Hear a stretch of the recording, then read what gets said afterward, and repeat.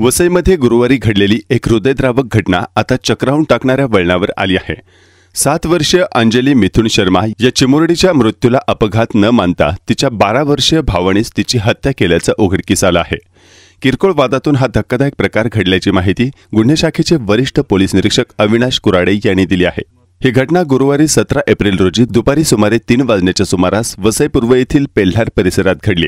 अंजली घरी एकटीच होती। तिचे आईवडील कामानिमित्त घराबाहेर गेले होते, तर तिचा भाऊ बाहेर खेळत होता, असे सुरुवातीच्या तपासात सांगण्यात आले होते। प्रथमदर्शनी दिलेल्या प्राथमिक माहितीनुसार अंजलीने किचनमधील ओट्यावर ठेवलेले सामान काढण्यासाठी स्टूलवर चढण्याचा प्रयत्न केला, मात्र स्टूलवरून घसरून ती खाली पडली आणि मानेजवळील भाग किचनच्या पक्कडवर आपटल्याने गंभीर जखमी झाली असल्याचं सांगितलं गेलं।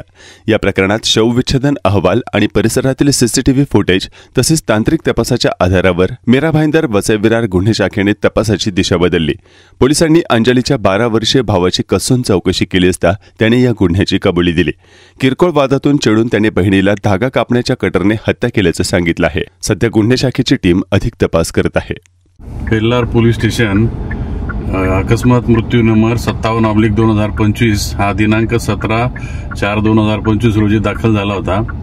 सदर अकस्मात मृत्यूमध्ये मिथुन गौरी शंकर शर्मा वय 39 वर्ष राहणार संतोष भवन नाला सोपारा याने खबर दिली होती की तो आणि त्याची पत्नी कामावर गेले असताना त्याची मुलगी 7 वर्षाची मुलगी ही घरात किचन ओट्यावरून पडून आणि तिच्या मानेला याची चिमटा लागून ती मयत झालेली आहे।